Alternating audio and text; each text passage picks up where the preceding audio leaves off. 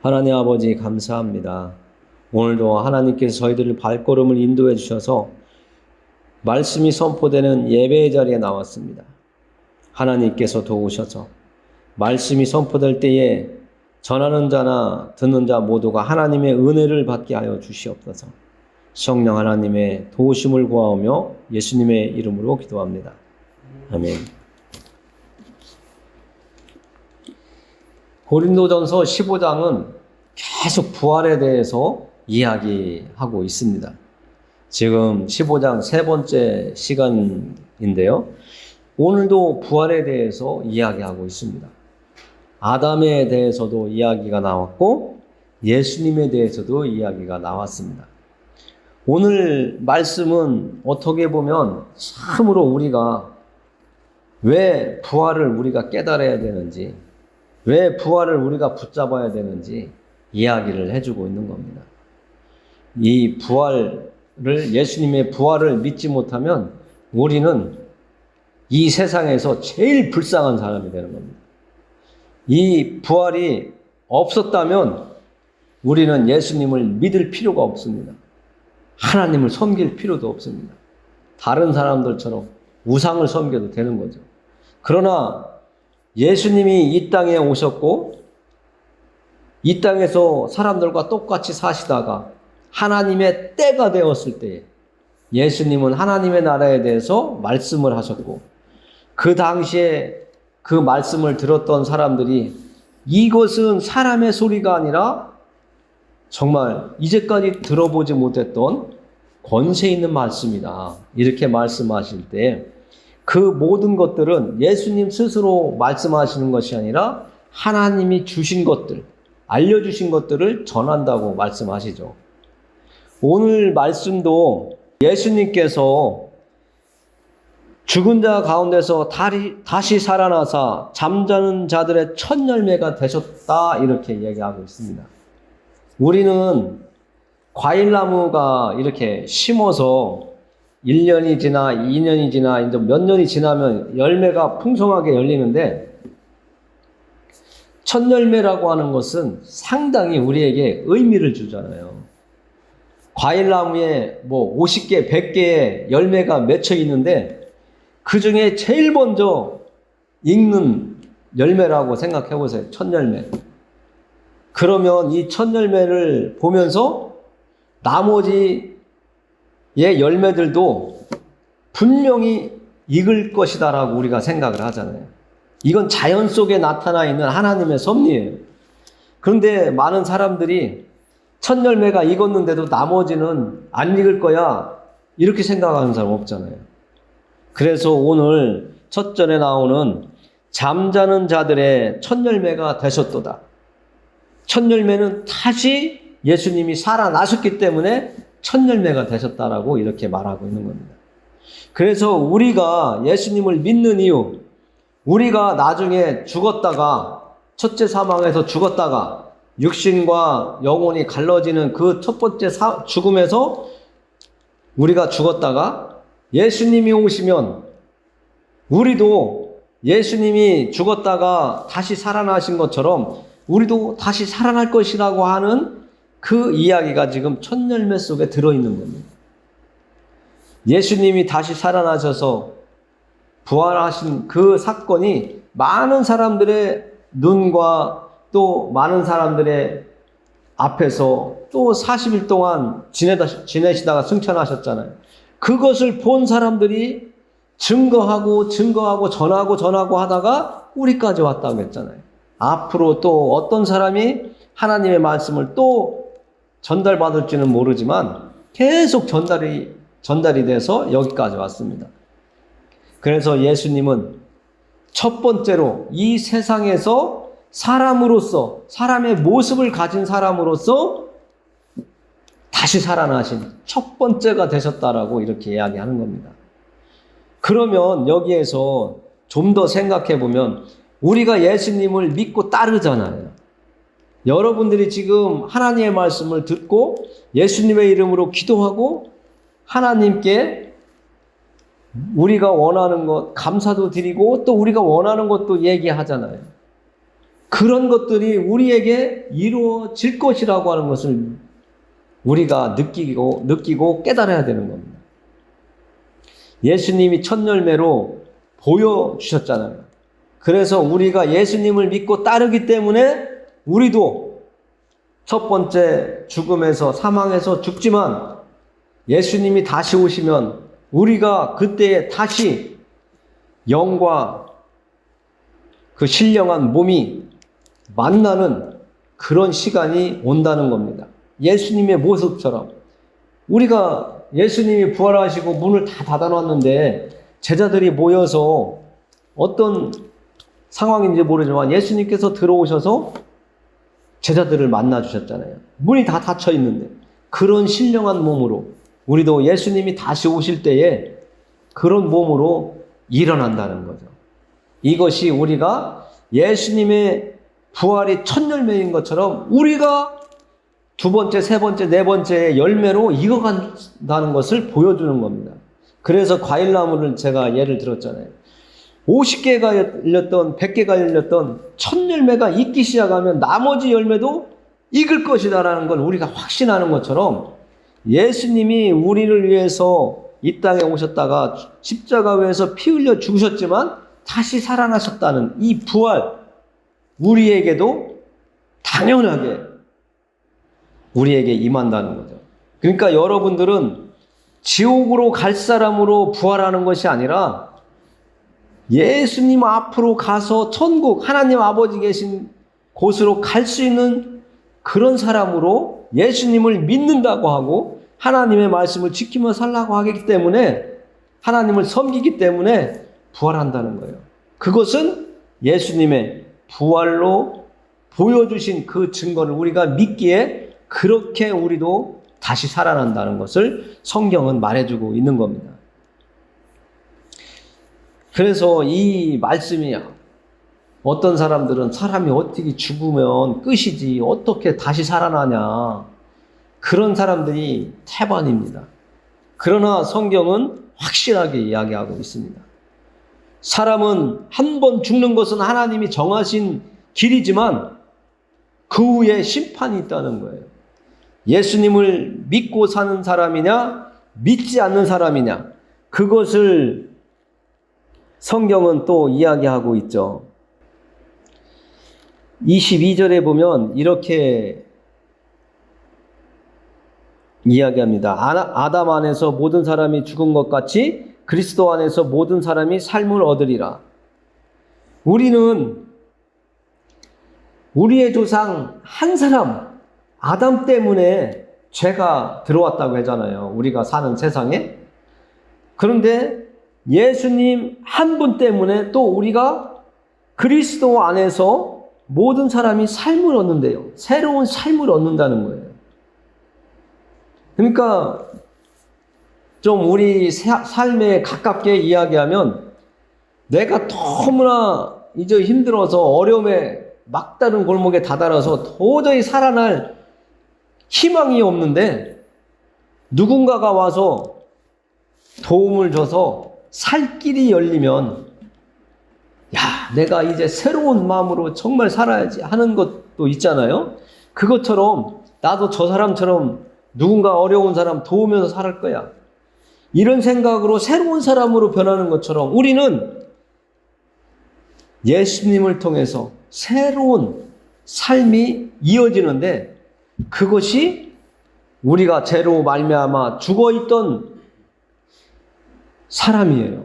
하나님과 사람이 하나가 되지 못하고 끊어져 있던 관계인데 예수님을 이 땅에 보내셔서 하나님과 우리를 연결해 주려고 십자가 위에서 죽으셨다는 거예요. 그래서 예수님만 믿으면 우리는 하나님과 다시 연결이 되는 겁니다. 그래서 우리가 예배 드릴 때나 집에서나 어디에서나 정말 힘들거나 외롭거나 기쁘거나 어떤 문제가 생겼을 때 여러분들의 이름으로 하나님께 기도 안 하잖아요. 예수님께서 분명히 내 이름으로 구하라고 하셨거든요. 그래서 우리가 예수님의 이름으로 기도하고 간구하고 내 마음을 올려드리기도 하고 내가 원하는 것을 하나님께 예수님의 이름으로 요구하기도 하는 겁니다. 하나님은 우리의 아버지잖아요. 하나님 아버지. 자녀가 아버지한테 아빠 나 오늘 시험 봤는데 100점 맞았어 하고 기쁜 소식도 올리지만 아빠 나 오늘 돈이 필요해요. 뭔가 필요한 것도 이야기하는 것처럼 우리는 예수님의 이름으로 이제 하나님께 원하는 것을 요구할 수 있는 하나님의 자녀가 되었잖아요. 그래서 오늘 한 사람으로 말미암아 죄가 이 땅에 왔지만 한 사람 예수 그리스도를 통해서 우리는 새로운 삶을 살기 시작하는 거죠. 그래서 오늘 부활이라고 하는 단어가 또 다시 우리의 마음을 울려야 되는 겁니다. 우리가 하나님과 다시 연결되게 하기 위해서 십자가 위에서 죽으신 그 예수 그리스도 한 사람 때문에 우리가 새로운 길, 죽음의 길이 아니라 생명의 길, 영생의 길이 열려지게 된 겁니다. 그래서 나중에 예수님이 심판하러 다시 오실 때에는 우리는 하나님 앞으로 갈 수 있는 길이 확보된 거예요. 보장된 거예요.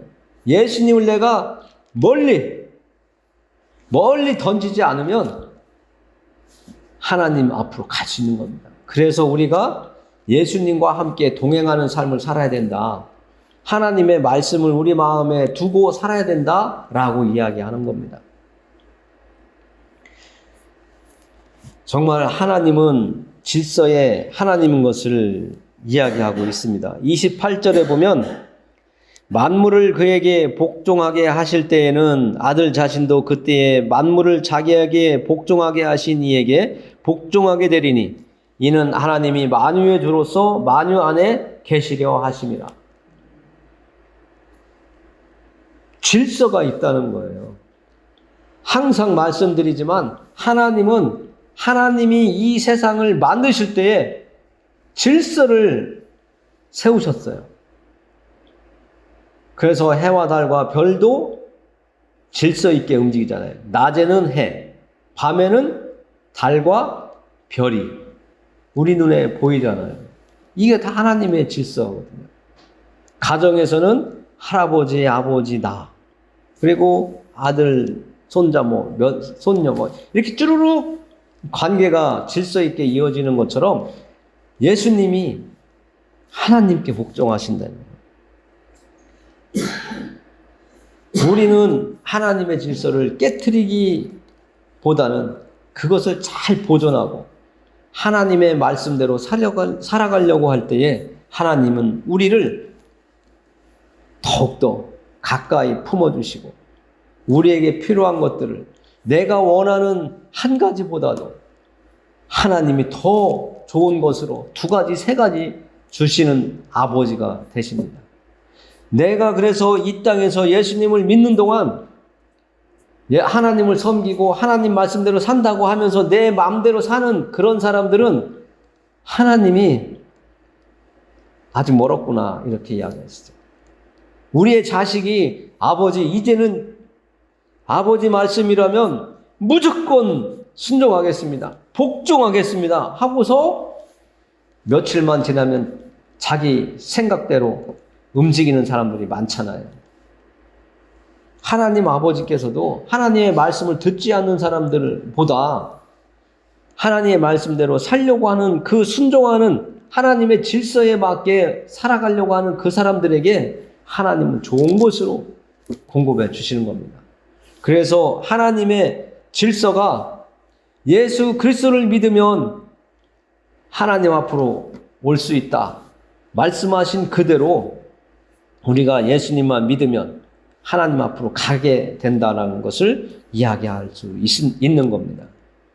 그래서 우리는 사도 바울이 이렇게 하는 말씀을 우리가 이해할 수가 있습니다.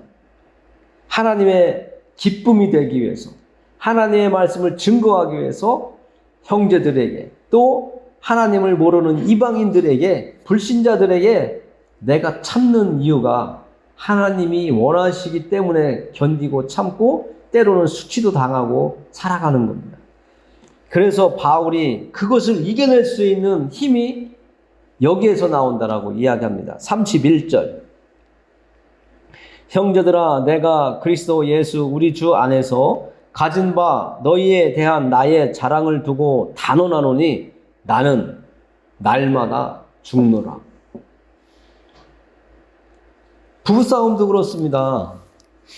한 사람이 죽으면, 한 사람이 피하면 전쟁이 사그러들어요. 그러나 맞짱 뛰면 그 집은 풍지박산 나고 쨍그랑 소리도 나고 옆집에서 걱정하는 집이 돼버리죠. 우리가 하나님 안에서 하나님의 말씀을 지키면서 하나님을 기쁘게 하면서 하나님을 모르는 사람들에게 하나님의 말씀을 전하라고 하신 그 말씀, 예수님을 통하여 하나님 앞에 갈 수 있다. 예수님께서 내가 곧 길이요 라고 말씀하신 그 일이 우리의 일인데, 그 일을 이루기 위해서는 내 고집, 내 혈기, 내 욕망, 내가 원하는 어떤 그런 것이 아니라 하나님의 기쁨이 되기 위해서, 하나님께 인정받기 위해서 날마다 죽는 모습이 우리에게 필요하다라고 사도 바울이 말씀해 주시고 있는 겁니다. 가정의 평화를 위해서는 한 사람이 참아야 돼요. 우리가 13장에서도 말씀을 나눴지만 사랑은 오래 참고 모든 것을 참으며 견디느니라. 그 말씀이 우리 마음속에 있어야 가정도 평화가 있고 하나님과 나와의 관계 속에서도 하나님의 그 선물을 받을 수 있는 길이 내 앞에 딱 열려지는 겁니다. 그래서 가정의 화평을 하기 위해서는 우리가 참아야 됩니다.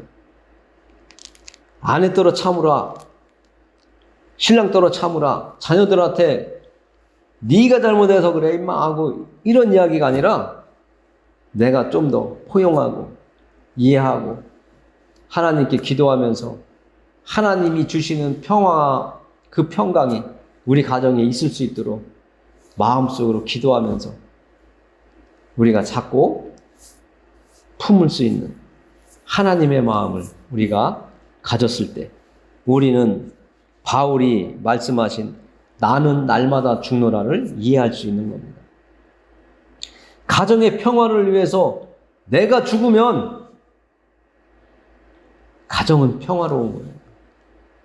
그러나 그걸 내가 죽지 못하고 그 내 생각대로 앞으로 그냥 밀어붙여 한다면 그 가정은 시끄러워지거든요. 맨날 아버지, 엄마, 자녀들하고 맨날 티격태격하게 되어 있습니다. 그런 가정은. 그러면 하나님의 질서도 깨어지고 하나님의 기쁨이 되는 가정이 못 되겠죠. 하나님은 우리에게 무질서, 혼란 이런 것이 아니라 짜임새 있고 규모 있고 어떤 정렬이 된 아주 단정한 그런 것들을 원하시고 계시다는 겁니다. 하나님은 그래서 악한 것보다 하나님의 뜻을 따라 살아가는 선한 삶을 살으라고 말씀해주고 있습니다.